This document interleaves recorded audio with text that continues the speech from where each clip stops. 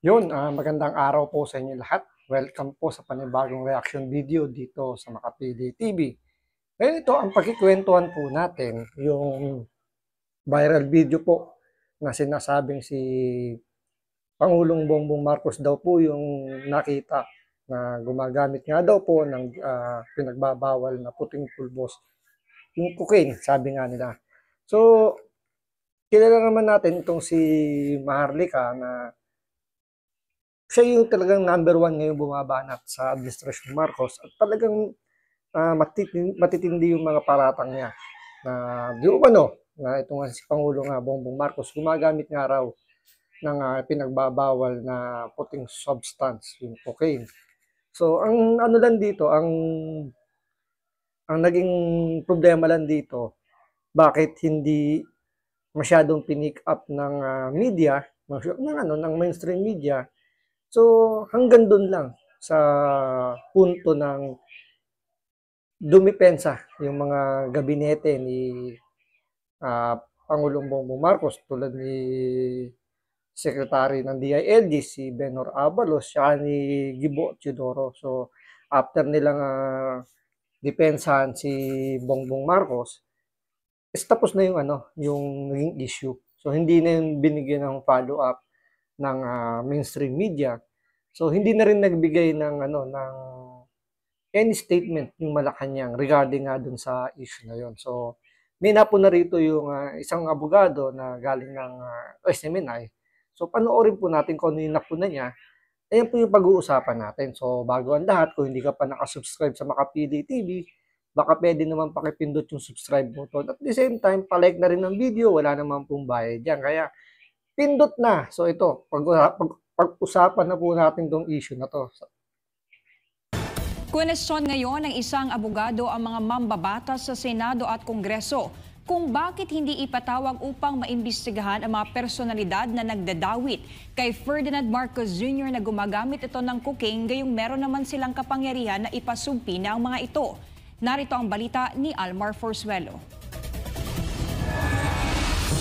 Na presidente. Walang takot na pinatunayan ng political vlogger na si Maharlika na totoo ang nag-viral na video ng umunoy pagsinghot ng isang lalaki na kamukha ni Ferdinand Marcos Jr. ng white powdery substance. Sa isang panayam kay Maharlika, muli nitong ipinakita sa publiko ang dokumento ng authentication ng naturang video. Patunay na hindi ito deepfake, taliwas sa sinasabi ni Secretary Benhur Abalos at Secretary Gilberto Teodoro. But one thing na malinaw, yung video na yon ay hindi siya tampered or altered. And your proof to that is, anong level of authentication yan? Okay. So actually, as I explained sa vlog ko, so yung audio analysis, inanalyze din ng forensic, which is meron talagang audio, merong audio stream pero hindi lang siya audible. And doon sa video analysis ay 4 na methods ang ginamit niya. No? The analysis of the video's GOP structure and frame type supports the conclusion of non-tampering. The GOP size is consistent with only minor deviations, and the frame type pattern follows a regular sequence typical of standard video encoding processes, further indicating that the video has not been edited. Matatandaan na araw ng sona ni Marcos Jr. Unang inilabas ang naturang video na agad nag-viral. Kasunod dito ay mabilis din na naglabas ng pahayag ang kalihim ng DND at DILG at pinasinungalingan ito at tinakot ang taong bayan na huwag itong ipapakalat dahil mananagot umano sa batas ang sinumang magpapakalat nito bago pa man ito. So yun, base sa balita, although sinabi talaga ni DILG Secretary Benhur Abalos na wag na ipakalat yung video dahil may mananagot nga raw kung sino man yung magpapakalat ng video na yon. So doon pala makikita nyo o makikita natin na mabigat yung paratang, mabigat yung inilabas na video. So kahit saan tingnan mong anggulo, pwede mong kasuhan kung anong pwedeng ikaso ron. So may violation kung tutusin kung ito ay hindi totoo. Diba? So, mabigat na paratang yun, paninirampuri. Ang nakakapagtaka, bakit walang investigasyon na nangyayari ngayon? So, hindi masyadong pinick up ng media, ng mainstream media, siguro nga dahil nga totoo yung sinasabi nila na manipulado na ng administrasyong Marcos yung mga media ngayon. So mukhang totoo nga yung sinasabi nila na mukhang nabubusalan nga yung media or siguro natatakot sila na baka magaya sa SMNI na mawalan ng prangkisa kapag ito ay kumalaban sa Marcos administration. So hindi rin malayong isipin na mukhang binibigyan talaga ng pabor din ng mainstream media yung Marcos administration. Sa hindi natin alam kung anong dahilan. Pero ang pinaka lang dito, bakit hindi masyadong nasa social media lang talaga umiikot na mainit yung issue ni Pangulong Bongbong Marcos tungkol diyan sa paggamit ng cocaine, 'di ba? So kung iisipin, bakit hanggang ngayon walang nangyayaring investigasyon sa Senado, sa Kongreso? Bakit hindi iniimbestigahan o hindi man lang nila sampahan ng kaso si Maharlika na umpisa pa lang naman ng bagong magsona or itong mga kasi dating supporter yan si Maharlika ng Marcos administration pero bumaliktad dahil nga daw nabudol nga daw siya. Pero hindi natin alam kung ano ba talaga yung tunay na intensyon ni Maharlika kung bakit siya bumaliktad. Siyempre siya lang naman nakakaalam nun. Pero yun nga, mabigat yung mga binitawan niya mga paratang dito na sinasabi nga rin niya na yung video nga daw. Kasi sabi nga ni Benhur Abalos, di ba, na fake nga raw yung video. Pero naglabas ng ebidensya si Maharlika na sinasabi niya authentic. So, merong authenticity yung video na nilabas na yun. So, may hawak siya. Pinatutunayan niya na hindi daw yun edited, hindi daw yun tampered. So, mabigat yung aligasyon na binitawan ni Maharlika. Pero ang tanong, bakit walang nagpapile din ng kaso laban kay Bongbong Marcos? Kasi kung titingnan nyo, impeachable offense na po yan. Kung titingnan natin, kasi mabigat na paratang yan, gumagamit, di ba? So, kung sa private company nga na ikaw ay ma-issue na gumagamit at mapatunayan, di ba? Siba ka kagad sa trabaho. Pero dito nga kay Bongbong Marcos, parang nakakapagtaka na tahimik yung Senado, tahimik yung Kongreso, na wala silang aksyon. Either ipatawag si Maharlika or kung sino man dapat imbestigahan, kung si Maharlika, yung mga nag-aakusa kay Pangulong Marcos, o si Pangulong Marcos mismo imbestigahan para mapatunayan kung totoo nga bang gumagamit ito ng cocaine. Kaya nga 'di ba, yung nagiging panawagan ngayon is magpa-drug test, ipasa yung batas na sinusulong ni Congressman Pulong Duterte, yung mandatory drug testing sa lahat ng government official, elected man yan or appointed, hanggang sa pinakababa, kailangan na magkaroon ng mandatory drug testing. Pero sa kasamaang palad, medyo malabo pa sa sabaw ng pusit yun dahil nga walang batas na ganun na nag-uubliga. So, kumbaga parang ito isinasalang pa lang, gagawan pa lang, pero hinaharang na ng mga sip-sip kitang baluslos. So, mukhang dadaan pa to sa butas ng karayom. Kung sa panahon ngayon, sa administrasyon ngayon nito, dadaan sa butas ng karayom or baka talagang hindi na mabigyan ng pansin dahil siyempre may humaharang na. So, antayin na lang natin yan sa susunod na administrasyon kung sino man yung uupo. Kung bibigyan ng priority yung pinapanukalang batas ni Pulong Duterte. So, yun nga, kung tutusin, impeachable offense yung kinasasangkutan ni Bongbong Marcos. So, bakit yun nga yung nakakapagtaka? Ito nga yung isa sa pinagtataka rin nitong abogado ng SMNI. Hindi lang siya, marami. Kasama na tayo doon na bakit napakatahimik ng gobyerno natin ngayon, napakatahimik ng Senado, ng Kongreso, ng mainstream media na hindi na pinag-uusapan to.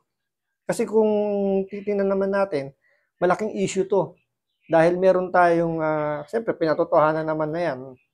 May mga pinatotohanan yan ng mga lumalabas na mga witness ngayon na sinasabi nga na totoong gumagamit nga raw itong si Pangulong Bongbong Marcos. ay may mga nakakapagsabi na gumagamit ng iligal na droga si Ferdinand Marcos Jr. Una na nga rito ang dating senador na si Nicky Cositeng at si dating Pangulong Rodrigo Duterte na sinundan pa ni Cathy Binag. Kaya naman question ngayon ni Atty. Marlon Bosantog ang mga mambabata sa Senado at Kongreso kung bakit hindi sila nagsagawa ng investigasyon kaugnay rito. Gayong meron naman silang kapangyarihan na ipasabi na ang mga taong nagsalita kaugnay sa umano'y pagiging lulong ni Marcos Jr. sa cocaine. Simple lang naman na, halimbawa sa young guns na yun sa Congress, you have the power of subpoena. At testificandum, mga dosis ticom yung tinatawag, to compel witnesses to attend your hearings, to bring documents. Why not ipasubpoena mo si Cathy Binay, si Nicky Cositeng, si former President, si Morales, and all these people who have personal knowledge regarding the utility and usage of the President of Yun nga, di ba? Tama yung punto ng abogado. May kapangyarihan sila, yung Congress, yung Senado na magpatawag ng mga tao para maumpisahan yung investigasyon.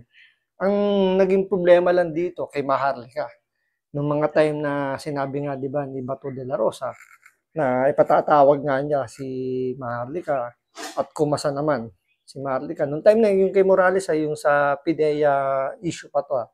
So nagkaroon ng kumbaga iniimbitahan ni Senator Bato si Maharlika na umattend sa hearing na yon, pero sa umpisa umuo siya. Pero nung sumunod ng mga paanyaya na medyo nag-iba yung tono ni Maharlika na payag naman siya pero ang daming kondisyon. 'Di ba na kailangan pa magpaalam kasi ano na siya US citizen. So ang gusto niya kailangan magpaalam pa sa kay Biden. So kailangan pang alam mo yun, ang dami pang dadaanan para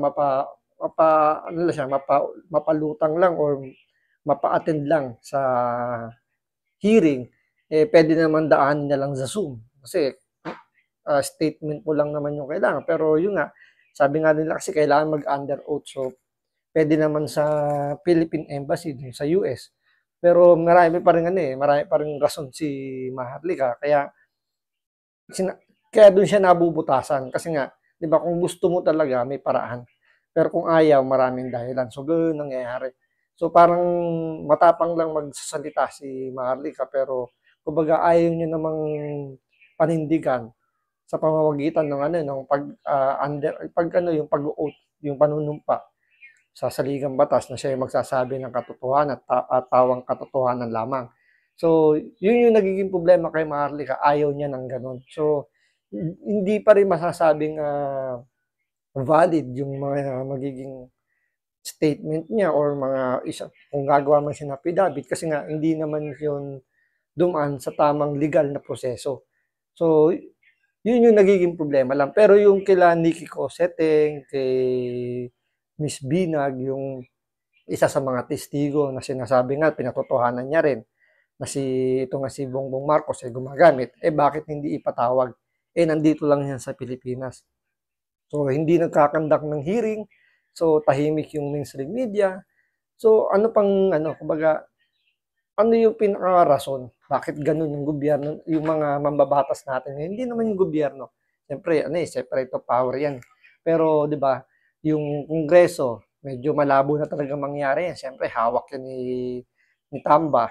So, hindi yan kikilos hanggat walang order yan galing sa taas. Pero yung sa Senado kasi, na medyo, sabihin natin, independent pa kahit ng konti, bakit sila tahimik din? Wala man lang nag-raise ng issue na yan para, alam yun, matapos yung issue tungkol dyan sa yung video ni Bongbong Marcos na gumagamit nga raw, yung nakitang gumagamit. Hindi natin sinasabing siya talaga yun, hindi 100%, pero kung sila Maharlika kasi yung tatanungin natin dito, panonoorin natin yung mga vlog nila, sila sigurado sila si Bongbong Marcos yun. So, pwede nang sampahan ng kaso kasi mapanirang puri na yun, di ba? Especially, presidente yung kailang inaakusahan.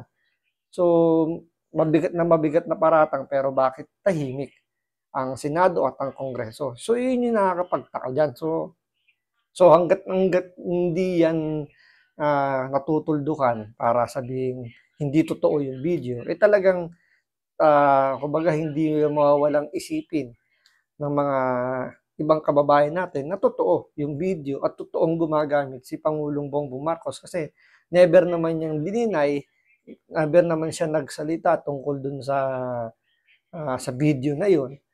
So hindi rin naman niya kumbaga naglabas nga siya ng drug test na negative siya pero specific substance lang yung pinatest niya. So hindi nawawala yung yung mga yung iniisip ng tao na totoo. Na itong yung Pangulo natin ngayon gumagamit talaga ng ipinagbabawal na puting substance. So hanggang dito lang po muna. Maraming salamat sa panonood. Ingat po kayo lagi. God bless.